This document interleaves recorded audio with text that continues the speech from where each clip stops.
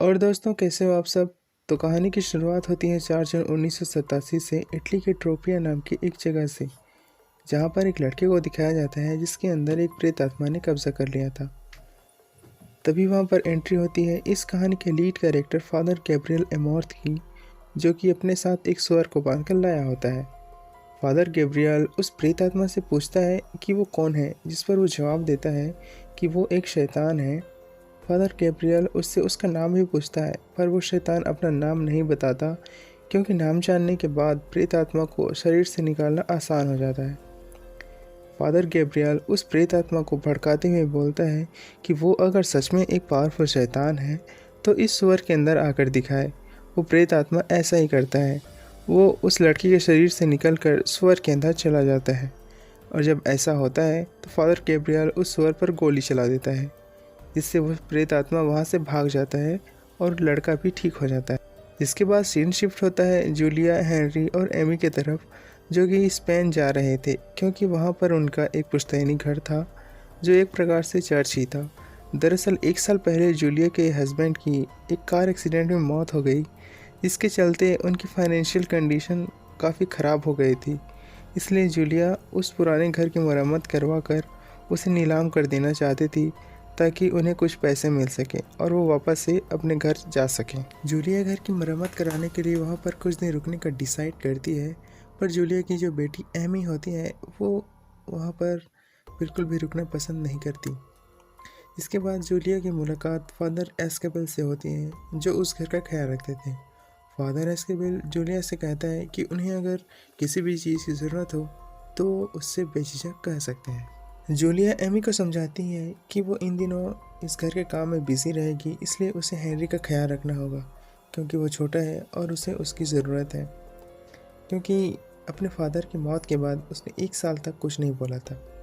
Scene shift होता है रोम, Italy में, जहाँ पर फादर गैब्रियल को एक मीटिंग में बुलाया जाता है, जहाँ पर कार्डिनल्स उस पर इल्ज़ाम लगाते हैं कि उसने फादर के दायरों से आगे जाकर काम किया है।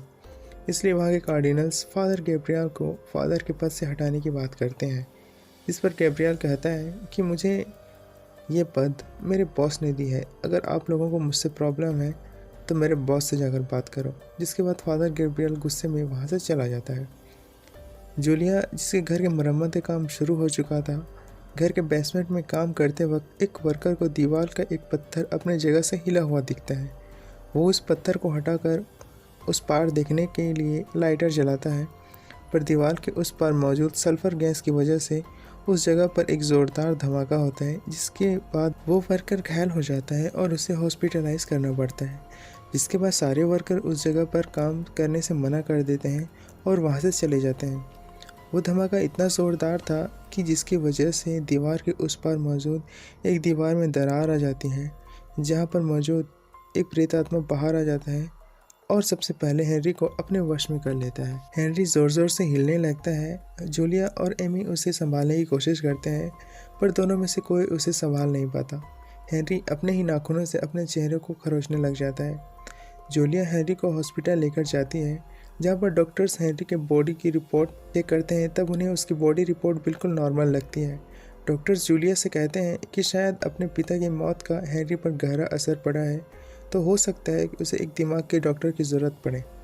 जूलिया हेनरी को घर ले आती है, जिसके बाद हेनरी के अंदर जो प्रेत आत्मा रहता है वो प्रीस्ट को लाने को कहती है। इसके बाद फादर एस्केबल, जो जूलिया के घर का ख्याल रखते थे, वो हेनरी के पास पहुंचता है, पर वो प्रेत आत्मा उसे बाहर फेंक देता है और कहता है कि गलत प्रीस्ट लाया। अगले सीन में फादर गैब्रियल और उसके बॉस यानी पॉप को दिखाया जाता है, जो गैब्रियल को स्पेन जाने को कह रहा होता है। वे फादर गैब्रियल को हेनरी के बारे में बताता है और कहता है कि स्पेन में एक फैमिली है जिसे तुम्हारी ज़रूरत है। ये सारी घटनाएं एक चर्च के नीचे हो रही हैं। जिसके बाद फादर गैब्रियल हेनरी की डिटेल्स चेक करता है, जहां पर उसे समझ में आ जाता है कि ये शैतान आम शैतान नहीं है। पॉप उससे बताता है कि पहले भी इस जगह से चर्च को बहुत सारी प्रॉब्लम्स हुई हैं और यहाँ पर ऐसी घटनाएं घट चुकी हैं जो आज तक की कभी दोहराई नहीं गई।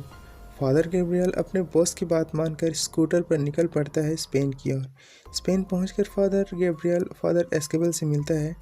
फादर एस्केबल बहुत खुश हो जाता है, क्योंकि उसे पता था कि प्रेत आत्मा को शरीर से निकालने का काम फादर गैब्रियल से अच्छा और कोई भी नहीं कर सकता। जूलिया दोनों से कहती है कि हमें एक डॉक्टर की ज़रूरत है, न कि प्रीस्ट की।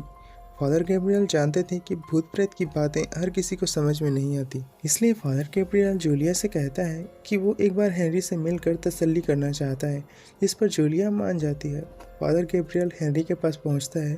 फादर गैब्रियल को देखकर उसके अंदर का शैतान बहुत खुश हो जाता है, क्योंकि वो एक फादर पर अपना कब्जा बनाना चाहता था। फादर गैब्रियल वेटिकन सिटी का मुहर हेनरी को दिखाता है, जहाँ पर हेनरी की आंखों में उस शैतान की आंखें साफ नज़र आ रही होती है। फादर गैब्रियल उससे उसका नाम पूछता है, पर वो शैतान अपना नाम नहीं बताता, क्योंकि नाम जानने के बाद किसी प्रेत आत्मा को शरीर से निकालना आसान हो जाता है। अपना नाम बताने के बजाय हेनरी के अंदर की आत्मा फादर को उसके पास्ट के बारे में बताकर उसे कमज़ोर करने की कोशिश करने लगता है। वो फादर गैब्रियल को कायर कहने लगता है, क्योंकि एक जंग के दौरान अपनी जान बचाने के लिए उसने मरने का नाटक किया था।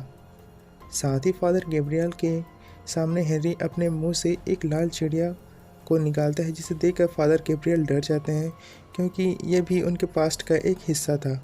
हेनरी फादर से कहता है कि सबके पाप सामने आएंगे। फादर गैब्रियल समझ जाता है कि इस शैतान को हराने के लिए इसका नाम जानना ज़रूरी है। फादर गैब्रियल जूलिया को बताता है कि उसकी बेटे पर प्रेत आत्मा का साया है और उसे हराने के लिए उसे कुछ समय की ज़रूरत है। जिसके बाद फादर गैब्रियल और फादर एस्केबल अपने पूरे फादर के भेष में आते हैं, जहाँ पर फादर गैब्रियल फादर एस्केबल को एक क्रॉस का लॉकेट भी देता है। फिर दोनों हेनरी के पास जाकर उस शैतान का नाम जानने की कोशिश करने लगते हैं, पर वो प्रेत आत्मा काफ़ी ताकतवर था, जिसने दोनों को उनके पाप दिखाना शुरू कर दिया। फादर गैब्रियल जब पहले फादर बने थे, तब उन्हें एक लड़की का केस मिला था, पर उन्होंने उस लड़की को पागल समझकर उसे हल्के में लिया, जिस वजह से उस लड़की के अंदर की प्रेत आत्मा ने उस लड़की की जान ले ली थी।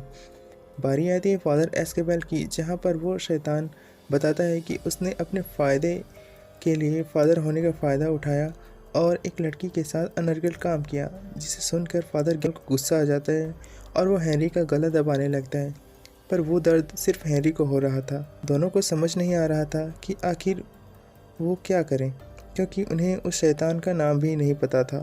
फादर गैब्रियल उस घर की छानबीन करता है, जहाँ पर उसे एक जगह पर कुआं जैसा दिखाई पड़ता है, जिसके ऊपर एक ढक्कन लगा था, जिस पर वेटिकन सिटी का मुहर लगा था। वो जब उस ढक्कन को खोलता है तो उस चैम्बर के अंदर उन्हें कई सारी हड्डियों के स्केलेटन नज़र आने लगते हैं। इधर शैतान ने घर के लोगों को तंग करना शुरू कर दिया था। वो एमी को डराने लगता है, जूलिया के साथ अनौपचारिक संबंध बनाने की कोशिश करने लगता है, और उसने तो फादर एस्केबल का कान ही काट लिया था। फादर गैब्रियल एस्केबल के पास आते हैं, फिर दोनों मिलकर उस चैम्बर के अंदर जाते हैं जिसे फादर गैब्रियल ने ढूंढा था। इधर पोप एक किताब पढ़ रहे होते हैं, जहाँ पर उन्हें पता चलता है कि यह शैतान बहुत खतरनाक है और एक साथ कई सारे लोगों को अपने वश में कर सकता है। उनकी तबीयत अचानक ख़राब हो जाती है, जिसके कारण उन्हें हॉस्पिटलाइज करना पड़ता है। दोनों फादर तहखाने के अंदर जाते हैं, जहाँ पर उन्हें एक दीवार पर एक निशान दिखाई पड़ता है। दोनों दीवार तोड़कर उस पार जाते हैं, जहाँ पर उन्हें पिंजरे में बंद एक कंकाल मिलता है, जो कि एक प्रीस्ट का कंकाल था। उन्हें उसके पास से एक चाबी मिलती है, जो कि अंदर के तहखानों को खोलती थी। वे अंदर जाते हैं, जहाँ पर उन्हें इस सदी के सबसे बड़े प्रीस्ट का कंकाल मिलता है। फादर गैब्रियल को वहाँ पर एक पुस्तक मिलती है। फादर गैब्रियल फादर एस्केबल को बताते हैं कि यहाँ पर प्रेत आत्मा मुक्ति का काम किया जा रहा था, पर वो प्रेत आत्मा बहुत ही ज़्यादा ताकतवर और ख़तरनाक था, और वो किसी के काबू में नहीं आया, बल्कि उल्टा उसने सारे प्रीस्ट को अपने काबू में कर लिया। शैतान ने प्रीस्ट की मदद से कई सारे गलत काम किए। इस बात को राज इसलिए रखा गया था, क्योंकि अगर सबको पता चल जाता कि शैतान ने प्रीस्ट पर काबू पा लिया है, तो सबका ईश्वर पर से विश्वास उठ जाता और सब शैतान के शरण में चले जाते और शैतान और ज़्यादा ताकतवर बन जाता।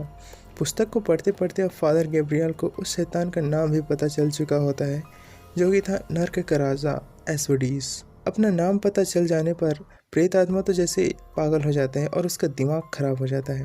फादर गैब्रियल एस्केबल को बताते हैं कि वो प्रेत आत्मा मुझे वश में इसलिए करना चाहता है क्योंकि वो फिर से वही इतिहास दोहराना चाहता है जो कि एक बार हो चुका है।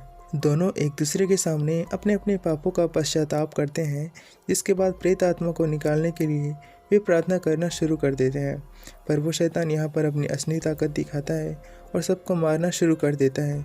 अब क्योंकि शैतान फादर गैब्रियल को अपने वश में करना चाहता था, इसलिए फादर गैब्रियल सबकी जान बचाने के लिए उसकी बात मान लेता है, जिस पर एस्मेडीज यानी शैतान फादर गैब्रियल के अंदर चला जाता है। ऐसा होते ही प्रीस्ट और कार्डिनल्स को पता चल जाता है कि शैतान ने फादर को वश में कर लिया है और कुछ न कुछ गलत होने वाला है। शैतान कहीं फादर गैब्रियल के शरीर का गलत इस्तेमाल ना कर सके, इसलिए फादर गैब्रियल अपने आप को मारने की कोशिश करता है, पर वो शैतान उसे मरने नहीं देता। एस्मेडीज को रोकने के लिए फादर एस्केबल उसके सामने आता है और फादर गैब्रियल से बात करने की कोशिश करता है कि आप उस शैतान के कब्जे में नहीं हैं, आप उससे लड़ सकते हैं, ईश्वर पर भरोसा रखिए। फादर गैब्रियल अपने आप पर बड़ी मुश्किल से काबू करता है। फादर एस्केबल के सामने वही लड़की नेक्ड होकर सामने आती है जिसके साथ उसने गलत काम किया था। वो उसे मारने लगती है, पर फादर एस्केबल क्रॉस का यूज़ करता है जिससे वो लड़की वहीं पर फट जाती है। फादर गैब्रियल के सामने भी वही लड़की आती है जिसकी मदद उन्होंने नहीं की थी। फादर गैब्रियल उस शैतान को लावे में धकेल देता है। फिर दोनों ईश्वर से प्रार्थना करते हुए उस प्रेत आत्मा का अंतिम संस्कार कर देते हैं। सीन शिफ्ट होता है जहाँ पर फादर गैब्रियल और फादर एस्केबल को देखते हैं जो अपने पॉप के सामने खड़े होते हैं।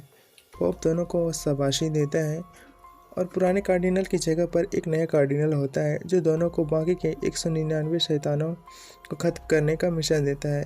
बाकी के 199 शैतान वही शैतान होते हैं जिन्हें ईश्वर ने स्वर्ग से बाहर निकाल दिया था।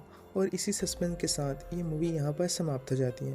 ये कहानी कुछ ट्रू इवेंट्स के साथ मिलती जुलती है, जहाँ पर पहले ऐसे प्रीस्ट थे जो प्रेतात्मा मुक्ति का काम करते थे। वेल, अगर आपको भूत प्रेत पर इंटरेस्ट या यकीन है तो कमेंट सेक्शन में ज़रूर बताना। तो मिलते हैं एक नए एक्सप्लेनेशन वीडियो में, तब तक के लिए फिर मिलेंगे।